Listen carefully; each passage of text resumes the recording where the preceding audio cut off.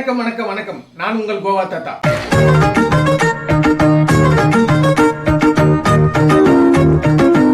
கோவா தாத்தா டைரியில் இன்னைக்கு என்ன பார்க்க போறோம்னா ஃபிலிம் இம்ப்ரவேஷன் தாங்க. அதாவது என்னடான்னா இப்போ விஜய் கோட்டு படம் போயிட்டு இருக்குல்ல, அந்த படத்தில் நம்ம டோனி அவர் தான் நடிக்கிற மாதிரி எல்லாம் பரவலா அப்படி வந்தது.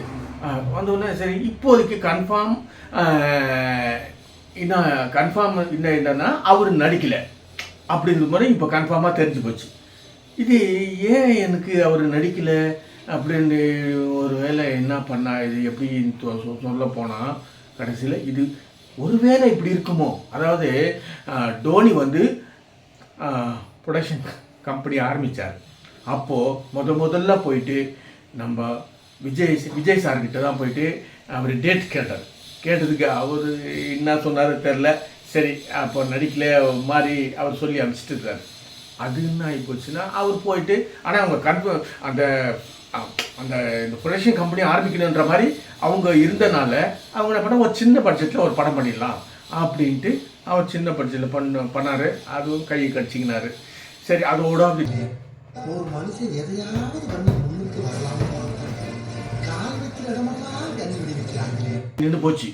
ஆனால் இதே விஜய் வந்து அந்த டோனி அவங்க ப்ரொடக்ஷன் கம்பெனிக்கு அவங்க டேட்ஸ் கொடுத்துருந்தாருன்னா பெரிய லெவலில் அந்த ரீச் ஆகிருக்கும். அவங்க கம்பெனியை பெரிய லெவலில் வந்திருக்கும்.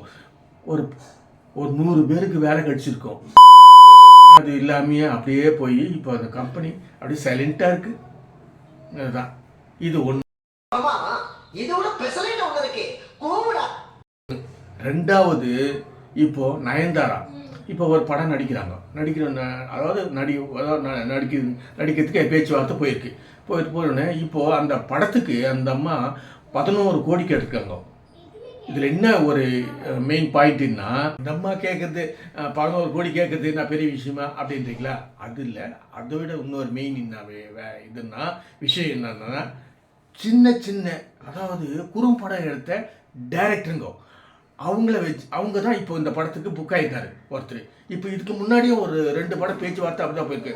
அதுலேயும் பார்த்தாலும் நம்ம சின்ன குறும்படம் எடுத்த டைரக்டருக்கு தான். ஒருவேளை ப்ரொடியூசருங்க யோசனை பண்ணுறாங்க, ஒரு பெரிய டைரக்டர் வச்சா ஒரு 4 கோடி 5 கோடி இதை கொடுக்கணும். ஏன் அந்த கோடி இது சேர்த்து இந்த அம்மா சேர்த்து வாங்குறாங்களோ? ஏன்னா அதனால தான் இவங்க அவ்வளோ சீக்கிரம் ஒத்துக்க மாட்டாங்க. குறும்படம் நடிச்ச அந்த டைரக்டருக்கெல்லாம் கதை சொல்ல வந்தாவே கிட்ட சேர்க்க மாட்டாங்க. அந்த மாதிரி ஆள் இந்த அம்மா.